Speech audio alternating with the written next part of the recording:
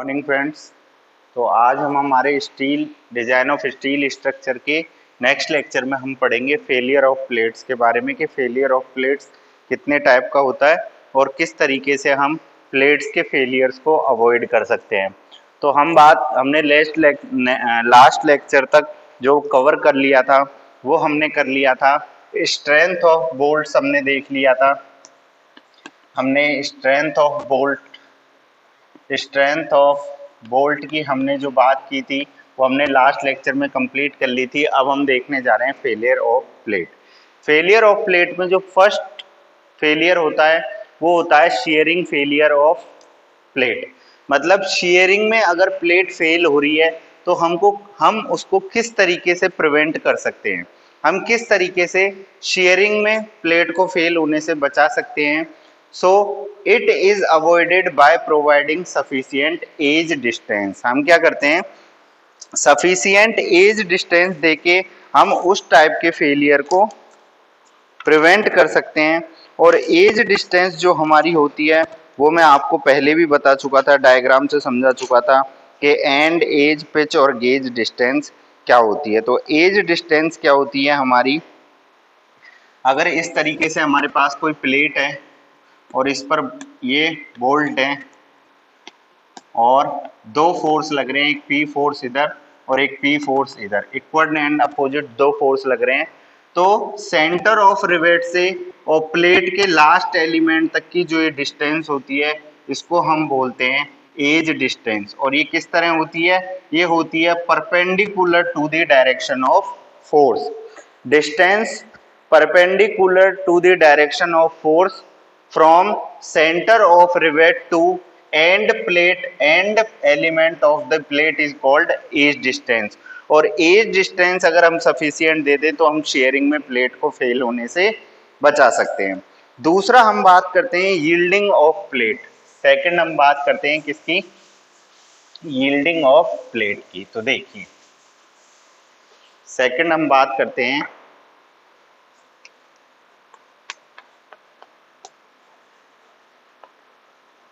Yielding of plate. Yielding of plate में हम क्या करेंगे, ये किसके लिए होती है, सबसे पहले तो ये चीज हमसे पूछी जाती है, ये होती है फॉर ग्रॉस यील्डिंग। किसके लिए, for gross section yielding, for gross section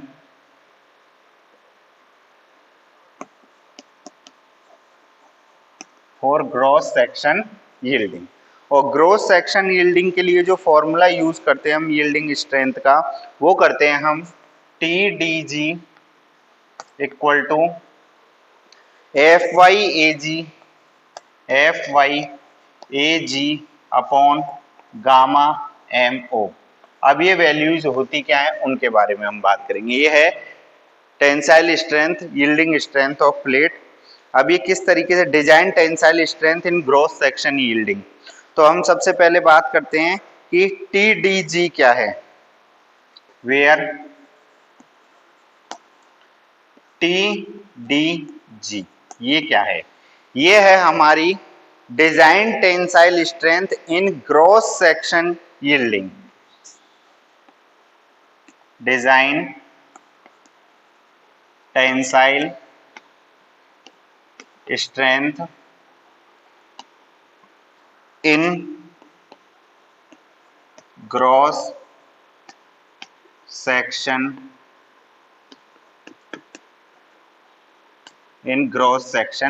yielding. TDG क्या है हमारी, टीडीजी है design tensile strength in gross section yielding. अच्छा एजी क्या है, एजी है हमारा gross area of solid plate. AG क्या है, gross area of solid plate, ये क्या है हमारा एजी। और एफ वाई क्या है आप लोग जानते हैं, यील्ड स्ट्रेंथ। गामा एमओ की वैल्यू जो यहां पर हम लेते हैं वो हम लेते हैं कितनी, 1.1। तो इस तरीके से हम यील्डिंग ऑफ प्लेट में फॉर्मूला यूज करके और design tensile strength in gross section yielding की कैलकुलेशन कर सकते हैं। उसके बाद हम चलते हैं थर्ड टाइप पे, rapture of plate.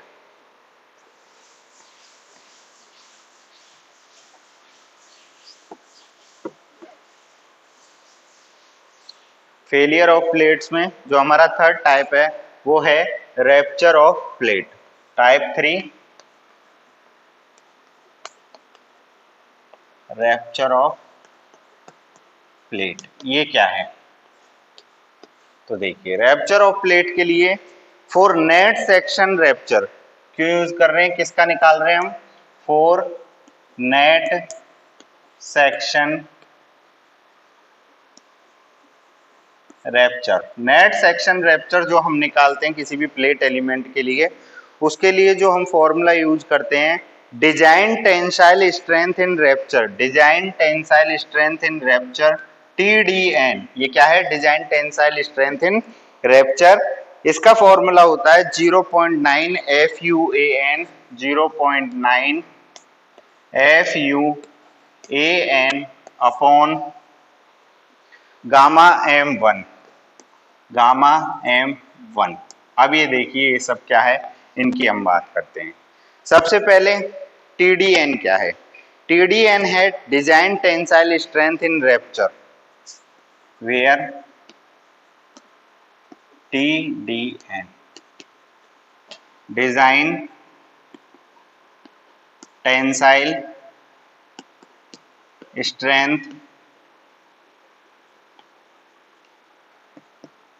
In rupture. FU क्या है? अल्टीमेट स्ट्रेंथ है। AN क्या है?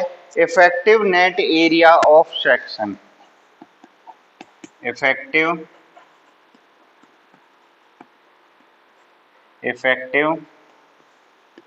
नेट एरिया ऑफ सेक्शन, ये क्या है हमारा? AN।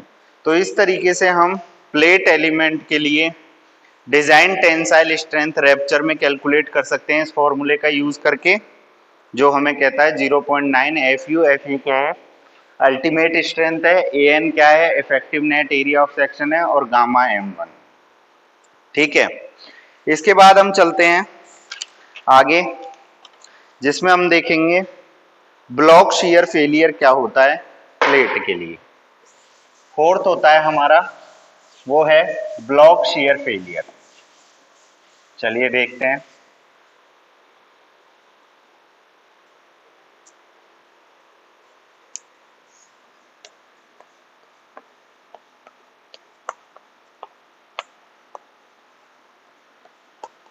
What is block shear failure? Block shear failure क्या है? एक टाइप का कॉम्बिनेशन है। और उसको किस तरीके से डिफाइन करते हैं? When A block of material with in the bolted area, when A block of material, when a block of material, when a block of material within the bolted area breaks away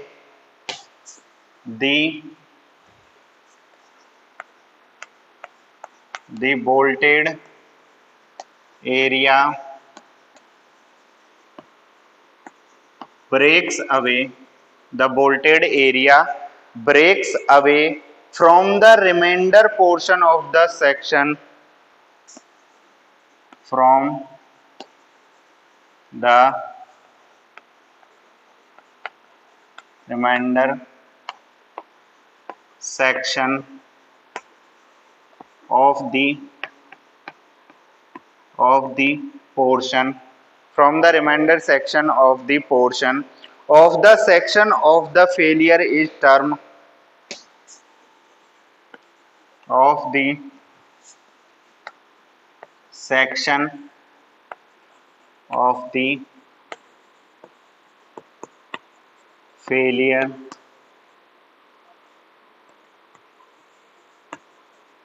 terms failure terms as block shear failure, as block shear failure. So how can we define the block shear failure? Block shear failure is when a block of material within the bolted area breaks away from the remainder section of the portion of the section of the failure terms as block shear failure. This occurs along a path involving tension in one plane and shear on perpendicular plane. अब किस तरीके से काम करता है ये वो देखते हैं हम. देखिए, एक प्लेन में क्या होगा, शियर फेलियर होगा, और एक प्लेन में क्या होगा, टेंशन फेलियर होगा. किस तरीके से होगा? This occurs along a path involving, this occurs along a path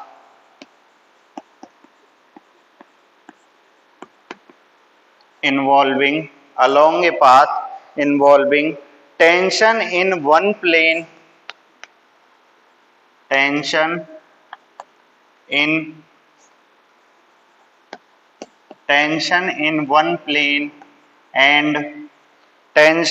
one plane and shear on a perpendicular plane, and shear on a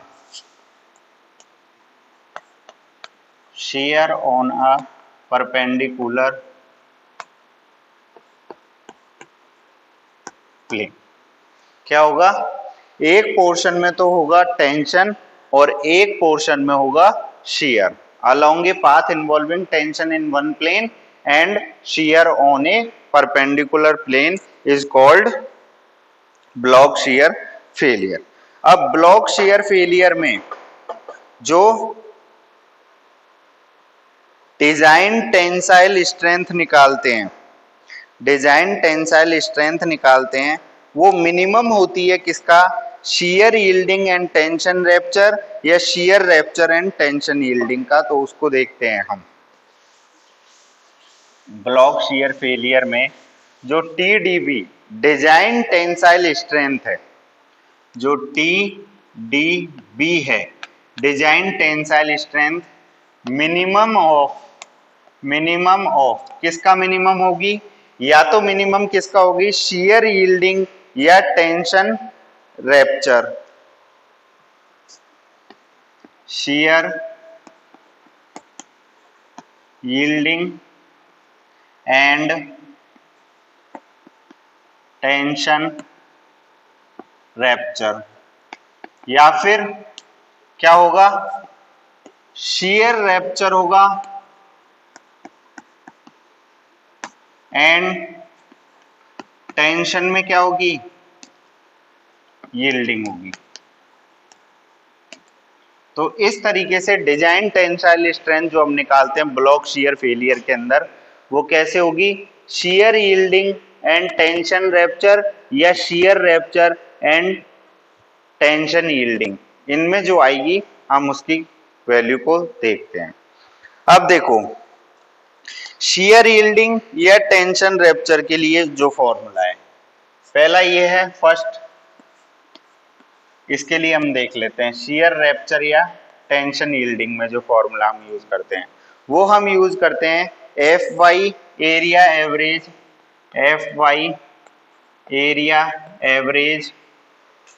A average upon √3 gamma MO, ये plus 0.9 FuATN plus 0.9 FuATN upon gamma M1. ये तो use करते हैं हम किसमें, shear में.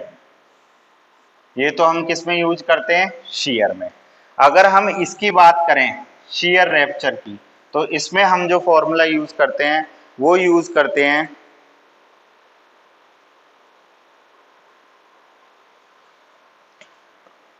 0.9 FUATN upon √3 gamma MO plus FY A average upon gamma MO और यहाँ पे आएगा M1। तो ये हमारे होते हैं क्या, ब्लॉक शियर फेलियर में टेंशन शियर यील्ड और टेंशन रैप्चर के लिए, और शियर रैप्चर और टेंशन यील्डिंग के लिए। ए एवरेज क्या है, एरिया है एवरेज, एफ वाई क्या है, यील्ड स्ट्रेस है, एफ यू क्या है, अल्टीमेट स्ट्रेस है, गामा एम नोट M1 की वैल्यू हम 1.1 1.25 लेते हैं। तो ये इस तरीके से हम ब्लॉक शियर फेलियर में फॉर्मूलाज का यूज करते हैं, और बाकी का इससे आगे जो है वो हम नेक्स्ट लेक्चर में देखेंगे। इससे आगे ब्लॉक शियर फेलियर में क्या होता है।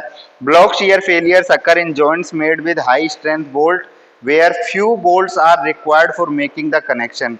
When sufficient end distance is not provided, plates may shear out. ये सब हम इसी में पढ़ते हैं ब्लॉक शियर फेलियर में। तो आई होप आपको यहाँ तक आज समझ आया होगा। Thank you so much.